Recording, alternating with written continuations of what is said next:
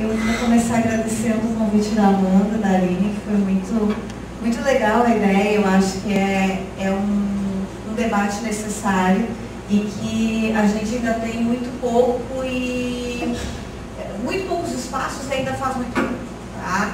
E eu, diferente da Aline que está trabalhando mais diretamente com isso, eu me peguei um pouco, foi um pouco também do que a gente tinha combinado, né? De historiar um pouco a questão do movimento feminista propriamente dito. Até porque a gente passa por uma ideia hoje, né, que a palavra feminista ficou feia, desde os anos 80 é meio feio, né? É meio feio dizer que é feminista, é meio feio dizer que apoia, as meninas dão... Não, eu sou pelos direitos da mulher, mas eu não sou feminista, né? Esse é o primeiro passo atrás que a maioria das garotas dá, né? E existem homens que são muito, né, tranquilos em dizer sim, eu sou feminista. Tá? E o que é essa coisa toda, afinal? Então eu trouxe 2 livros, que eu vou conversar um pouco sobre eles e já faço recomendação de leitura. Quem me conhece sabe que conversar comigo significa sair com pelo menos 1 ou 2 recomendações de leitura. Que nem se eu não li, eu dei uma olhadinha na orelha, sempre é legal, tá? Então, eu trouxe para vocês o Inventando o Sexo, do Thomas Laqueur, Corpo e Gênero, dos gregos a Freud, tá? E A Cidadã Paradoxal, As Feministas Francesas, Os Direitos do Homem, da Joan Scott, tá? Que é um dos principais nomes dentro da história, né, como uma historiadora feminista e que tem uma produção grande na área de gênero. A primeira coisa a dizer sobre o feminismo é que nós não temos um acordo sobre o que é isto e sobre o que isto defende. Por quê? Porque é algo que se liga a indivíduos. E quando a gente fala de indivíduo, a gente fala de que cada um tem interesses próprios. Tem mulheres que querem ficar em casa, né?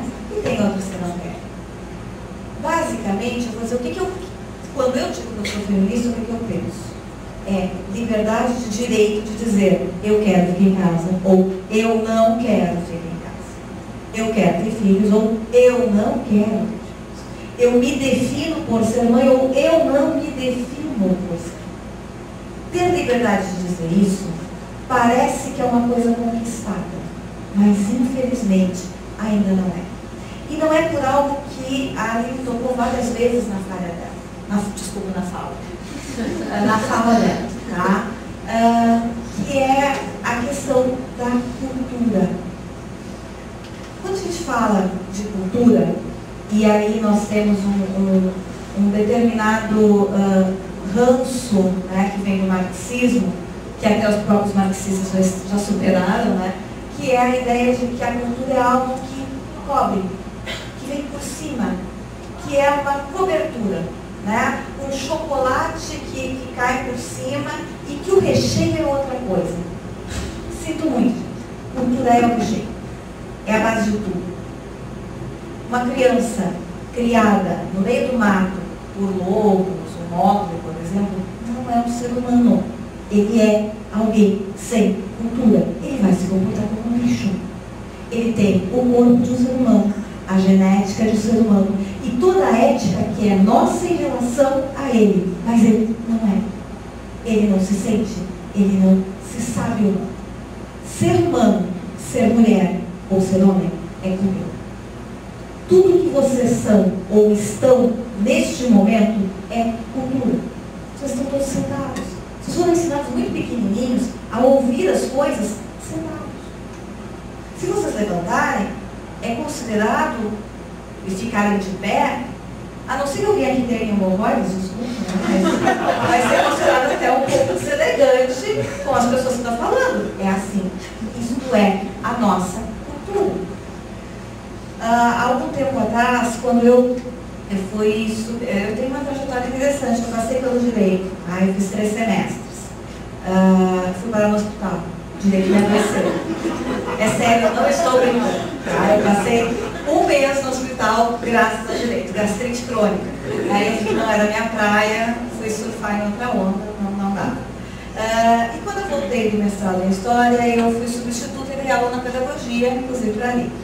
E uma das coisas que, uma vez eu estava conversando com a Valesca, que é uma professora lá da educação, e a Valesca estava preparando aulas que seriam dadas para grupos indígenas. E nas aulas que ela ia dar, eles estudaram toda a forma de educação indígena. Vamos para debaixo da árvore, vamos fazer círculo, vamos. Eles se prepararam para dar aula quase como índios. Chegaram lá, a comunidade tinha feito uma sala quadrada, com classes, cadeiras, quadro negro.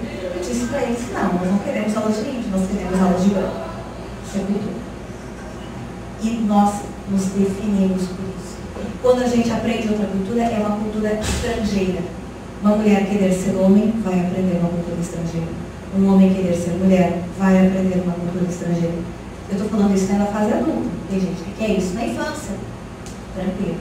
Mas isso só mostra o seguinte, que gênero e corpo também são cultura. A gente trata, e esse é o trabalho do Laquer, como se aquele momentinho que a gente nasce, né? Agora não é mais na hora que nasce, agora é no ultrassom. É menino. É menina. Pronto, isso definiu a criatura forever. Tá, né? Tem um rótulo, né? A tatuagem, pá, né? Faz uma no pinto, outra no daqui, sabe? Virou, né? Vai ser homem, vai ser mulher. Só que quando a gente diz para uma criança, que é menino, está colocando nele uma carga enorme de coisas que é muito maior que esta palavra. E aí essa é a desconstrução que o Laquer faz para mostrar que corpo, e esse corpo que nós chamamos de feminino ou masculino, ter pau ou não ter seio ou não ter, isso também foi construído culturalmente.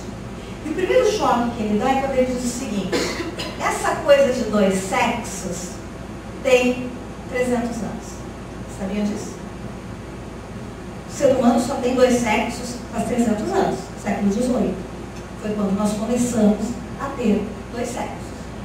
Antes, nós tínhamos um único sexo, o masculino. A mulher é um homem imperfeito. As coisas não saíram para fora. É sério. A definição é essa, né? A mulher, esse corpo, ele é tipo um forno. Se ele recebe calor o suficiente, a criatura que está lá dentro põe as coisas para fora, é homem. Tá? Então, por ter mais calor vital, ele é melhor. Ele conseguiu atingir a perfeição desse corpo que é masculino. O ser humano é masculino. E ele é obrigado, os pobres coitados, a conviver com essa coisa imperfeita, com as coisas para dentro, que são as mulheres. Todos os estudos que eram feitos sobre o corpo feminino era para abrir o corpo feminino e dizer no que ele era diferente dos homens. Então, quando se estudava, né, o canal que chega até o útero, esse canal é, na verdade, o pênis que está para dentro. Vai ficar oco, né? Oco para fora é oco para dentro. Certo? Os óvulos são os testículos. Eram essas as definições. E isso nos leva a um outro ponto que vem ter influências, inclusive, no que nós temos hoje, no ensino que nós temos hoje. A biologia não é a história, apesar dela se vender, né, como uma ciência absolutamente neutra, né, que ela define a narrativa biológica é a história.